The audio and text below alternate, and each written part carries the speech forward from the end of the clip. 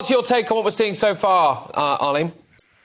Yeah, well, I think turnout is down, which I think is very interesting. 2017 turnout was up from the 2016 Assembly election. So I suppose we did expect a little fall, but as Dougie was just saying there, really there's only very few verifications carried out as yet. And North Belfast has fallen from about 64.5% to 61%.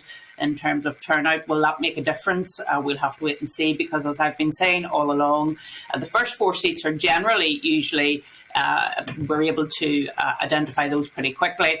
But it's always the last seat that tells the tale. And I think in some of the last seats, there are going to be surprises, or maybe not, as the case may be. I think the TUV seem to be polling quite well, particularly in rural areas.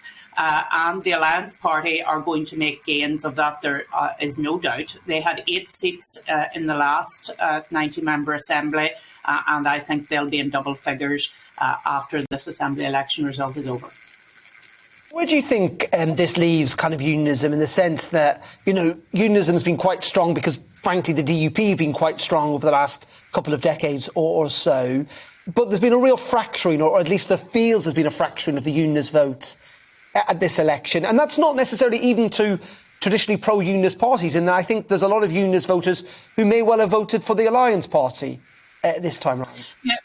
Yeah, so I think it'll be very interesting to watch the Ulster Unionists vote and the growth of the Alliance Party vote. So I think you'll see the Alliance Party don't declare on whether they're pro-union or pro-nationalist. They say that they're middle ground. They're not taking a position on the Constitution. They're more interested in other things.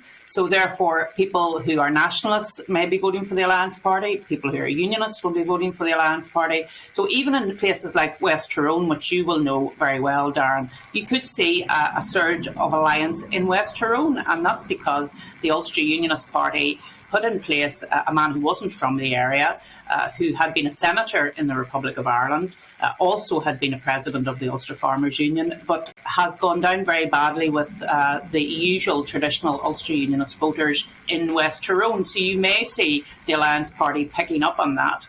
But also West Tyrone's very interesting because of the TUV.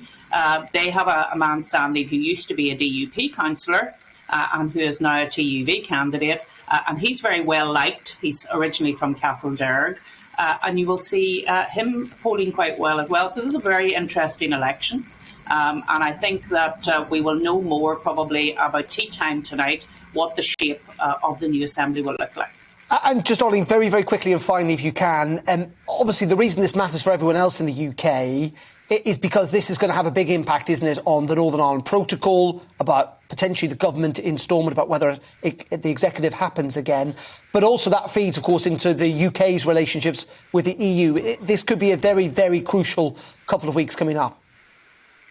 I think a lot of unionists in particular will want to send a message to the government that the way in which they've been handling the protocol and allowing it to continue to be in place, they'll be wanting to send a message. And I think the TUV vote will be very interesting in that regard, as well as, of course, the DUP vote, because they've both been very strong in their opposition to the protocol. So, yes, that'll be very interesting takeaway as well, Darren.